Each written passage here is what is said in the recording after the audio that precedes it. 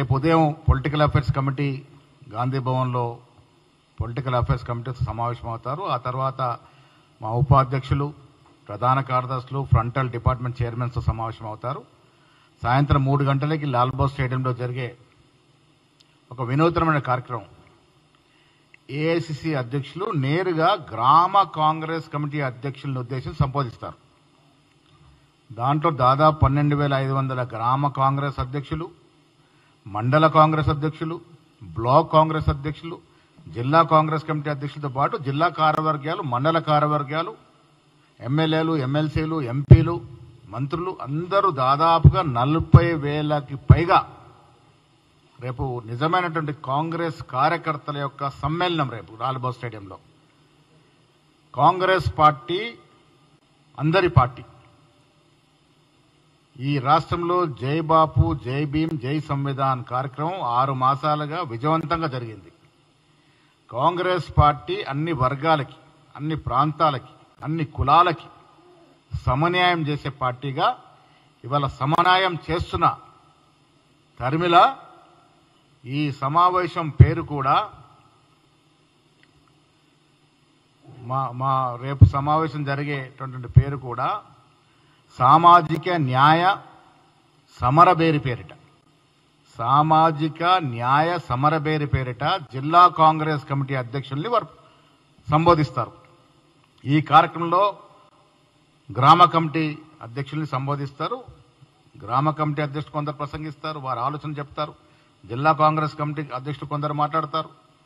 ఆ తర్వాత ముఖ్యమంత్రి గారు, డిప్యూటీ ముఖ్యమంత్రి గారు, మా ఇన్ఛార్జ్ మీనాక్షి గారు, వీరి తర్వాత ఖర్గే గారు మాట్లాడతారు. ఇది ఈ దేశంలోనే మొట్టమొదటిసారిగా మేము గ్రామ కమిటీ అధ్యక్షుల్ని పిలిచి ఏఐసిసి అధ్యక్షుల ద్వారా సందేశం ఇప్పిస్తున్నటువంటి కార్యక్రమం. వారితో పాటు అన్ని లెవెల్లో ఉండే కార్యకర్తలు దాదాపు 40,000 మంది రేపు హైదరాబాద్లో ఈ సమావేశంలో పాల్గొంటారు. ఈ కార్యక్రమాన్ని విజయవంతం చేసే దిశలో మా ఇన్ఛార్జ్ మంత్రులంతా కూడా ఇవాళ వారి వారి జిల్లాల్లో పర్యవేక్షిస్తూ ఉన్నారు. మా జిల్లా కాంగ్రెస్ కమిటీ అధ్యక్షులు, ఎమ్మెల్యేలు, కాంటెస్టీ అందరూ కూడా పర్యవేక్షిస్తూ ఉన్నారు. ప్రతి కాన్స్టిట్యున్సీకి 500 మంది మా క్యాడర్ రేపు హైదరాబాద్కు వస్తూ ఉన్నారు. ఇది రేపటి కార్యక్రమం.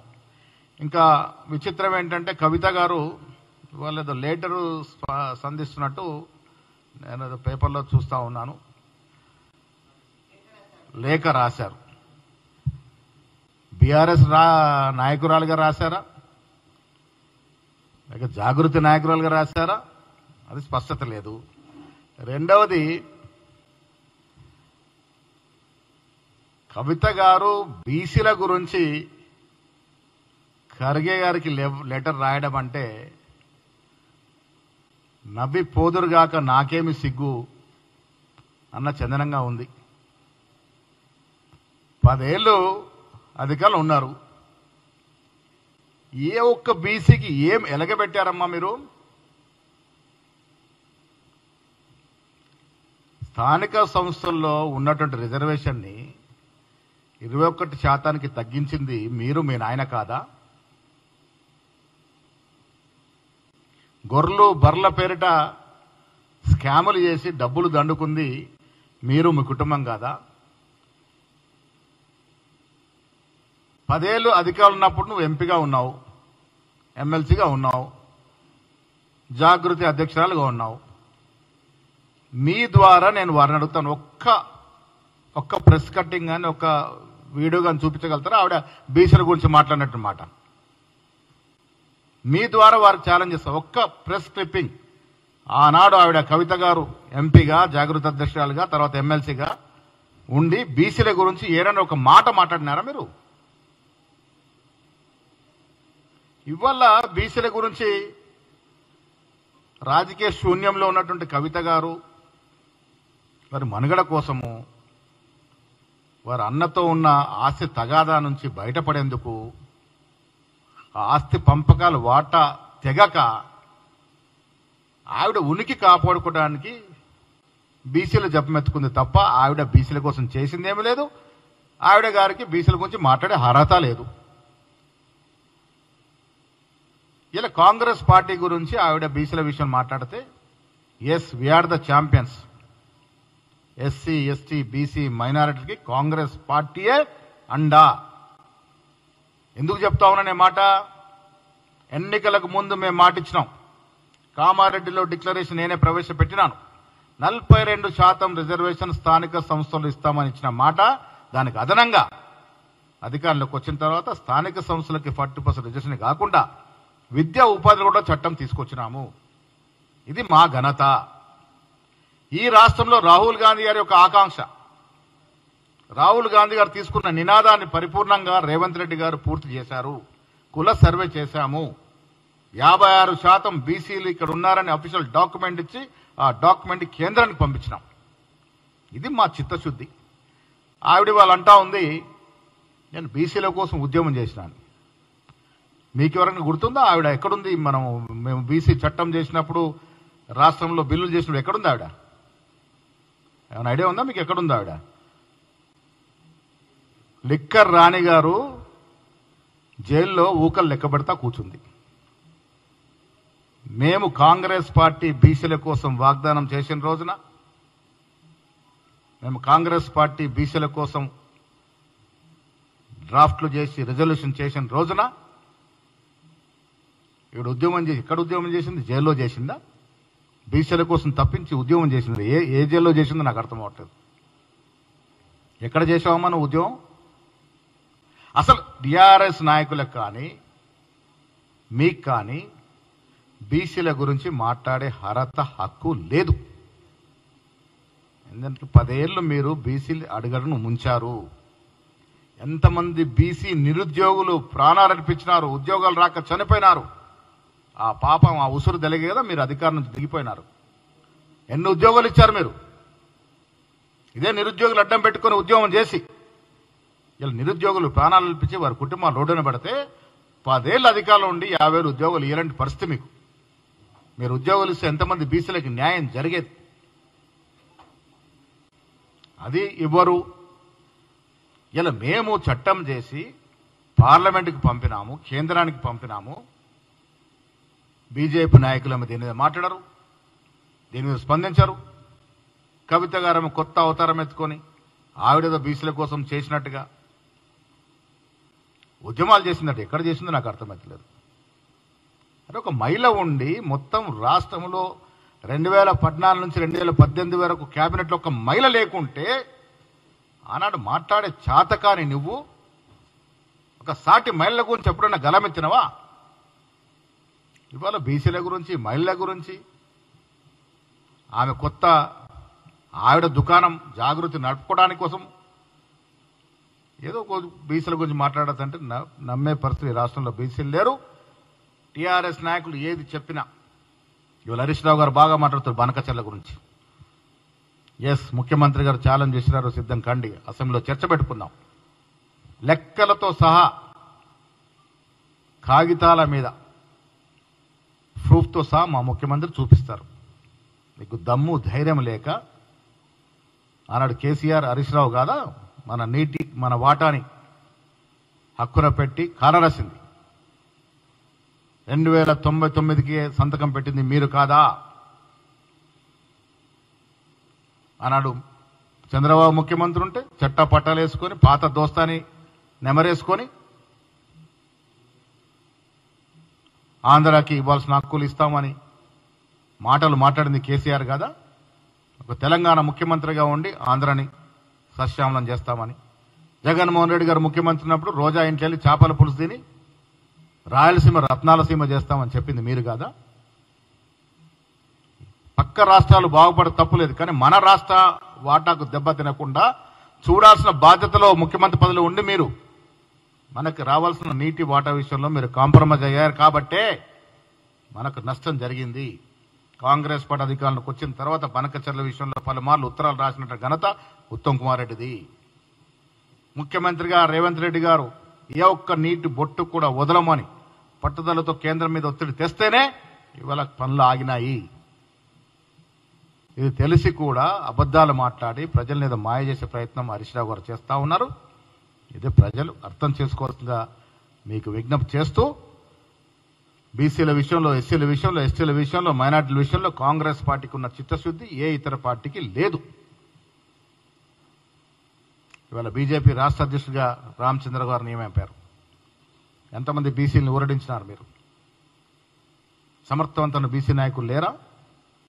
ఇంత పెద్ద రాష్ట్రంలో 56% బీసీలు ఉన్నారని నిరూపైనటువంటి ఈ రాష్ట్రంలో మీరు ఒక బీసీని అధ్యక్ష పదవి చేయలేనటువంటి మీ నాయకత్వం ముఖ్యమంత్రుల గురించి మాట్లాడుతూ ఉన్నారు. ఎవరు నమ్మే పరిస్థితులు లేరు. జనం రేపేం చేస్తారో చెప్తే నమ్మరు. ఇవాళ చేసి చూపించినోడే మునగాడు. ఇలా మేము డిప్యూటీ స్పీకర్ దళితుడికి ఇచ్చాం, డిప్యూటీ సీఎం స్పీకర్ పదవి దళితుడికి ఇచ్చాం, పీసీసీ పదవి బీసీకి ఇచ్చాం, 5 అవకాశాలు ఇచ్చాం, ఎస్సీల్లో 3 బీసీల్లో ఇచ్చాం, ట్రైబ్స్లో ఇచ్చాం, మైనార్టీకి ఇవ్వబోతా ఉన్నాం. పరిపూర్ణమైనటువంటి సామాజిక న్యాయం, సోషల్ ఇంజనీరింగ్ కాంగ్రెస్ పార్టీ వల్లే సాధ్యమవుతుంది. మా అఖిల భారత అధ్యక్షుడు ఎవరు? మాకు నాయకత్వం వహిస్తుంది ఎవరు? ఇవన్నీ కూడా సజావుగా సమన్వయం చేసే పార్టీ కాంగ్రెస్ పార్టీ. ఆ సమన్వయంలో భాగంగానే రేపు లాల్బాగ్ స్టేడియంలో తలపెట్టిన దాదాపు 40-45 వేల డెలిగేట్స్ మీటింగ్లో మా అధినాయకుడు ప్రసంగిస్తారు. ఈ దేశంలో కాంగ్రెస్ పార్టీ సమన్వయం ఎలా చేస్తుందో, ఏ రకంగా మేము ముందుకు తీసుకెళ్తా ఉన్నామో రేపు సమావేశంలో అన్ని విషయాలుగా మాట్లాడుకుంటాం. Thank you.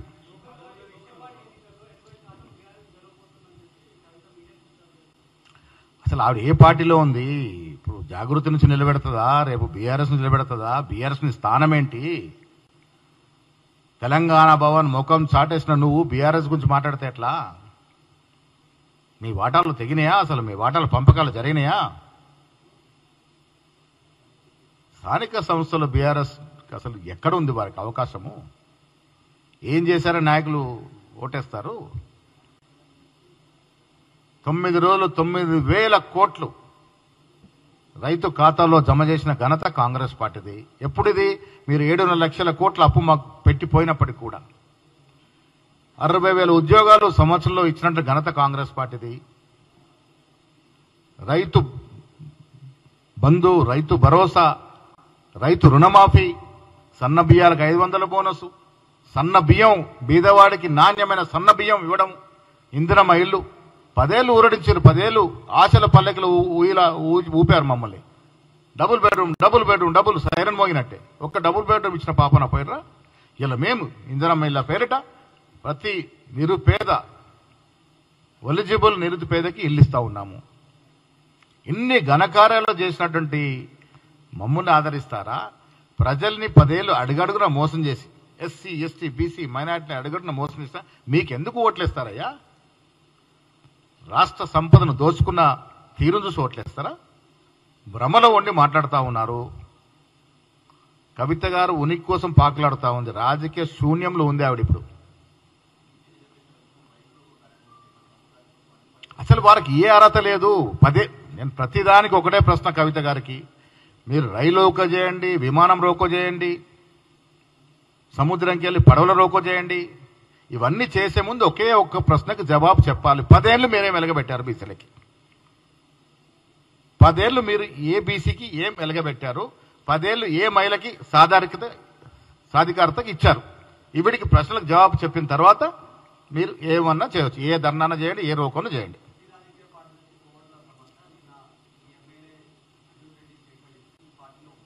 అనిరుద్ధ్ రెడ్డి ఇచ్చిన స్టేట్మెంట్ ని తీవ్రంగా పరిగణిస్తా ఉన్నాము.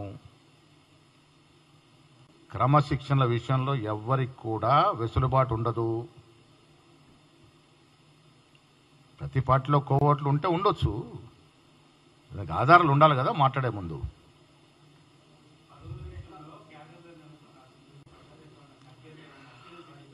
ఖర్గే గారు ఇదివరకే చెప్పినారు, ఆదేశం ఇచ్చినారు. జూలై మాసంలో కార్పొరేషన్స్, బోర్డ్స్, డైరెక్టర్స్ అన్ని కూడా ముఖ్యమంత్రి గారు చేయడానికి కసరత్తు జరుగుతూ ఉంది.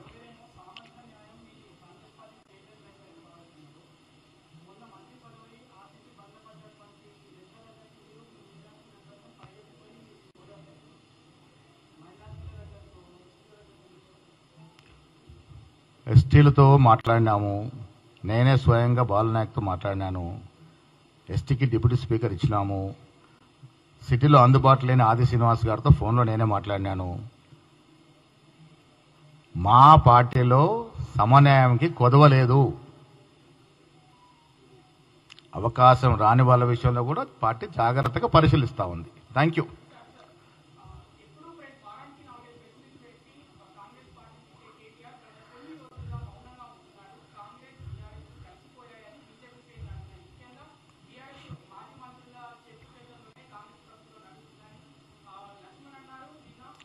ఇప్పుడు చాలా సందర్భంలో మేము చెప్పాము, కేటీఆర్కి కేసీఆర్ ఫామ్ హౌస్ నుంచి డైరెక్షన్ వస్తే ఆ డైరెక్షన్ కిషన్ రెడ్డి గారికి పోద్ది. ఇది క్లియర్. 10 ఏళ్ళు కిషన్ రెడ్డి కేసీఆర్ కలిసి రాష్ట్రంలో రాజకీయాలు నడిపినారు. అడుగడుగునా కిషన్ రెడ్డి గారు మా ప్రాజెక్ట్ ఎందుకు అడ్డుకుంటా ఉన్నారు? కాంగ్రెస్కి పేరు వస్తే బీజేపీతో పాటు బీఆర్ఎస్ పార్టీ కూడా అయిపోతుందని. జగమెరిన సత్యము, కేసీఆర్కి కిషన్ రెడ్డికి ఫెవికాల్ బంధం ఉందనేది. కాంగ్రెస్ పార్టీ ఇటు బీఆర్ఎస్తో కానీ ఇటు బీజేపీతో కానీ సమదూరంలో ఉంటాం. ఇలా రాష్ట్రంలో అధికారంలో ఉంది. డిపాజిట్లు పోయి పార్లమెంట్లో సమూలంగా తుడుచుకుపెట్టుకుపోయినటువంటి బీఆర్ఎస్ పార్టీతో మాకు పనేంటి? మతతత్వ పార్టీ అన్నాడు బీజేపీతో మాకు పనేంటి? మేము లౌకికవాద party. We can never join with మతతత్వ పార్టీ. రిలీజియస్ పార్టీతో మాట్లాడే పరిస్థితి ఉండదు. బీఆర్ఎస్తో మాకు పెట్టుకున్న రోజు బాజాప్తా పెట్టుకున్నాము. ఇలా బీఆర్ఎస్ పార్టీ దించినవారు బీజేపీ రాష్ట్రంలో అధికారం దించినవారు మేము కదా, మా నాయకుడు కదా. ఎవరితో పొత్తుండదు. ఏమన్నా ఉంటే మా వామపక్షాలతో పొత్తుంది, బాజాప్తా ఉంది.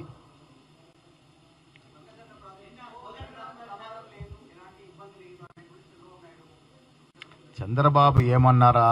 ఆంధ్ర నాయకులు ఇంజనీర్లు ఏం మాకు కాదు. మా వాటా విషయంలో ముఖ్యమంత్రి గారికి మాది ఒకే మాట, ఎక్కడో కాంప్రమైజ్ లేదు.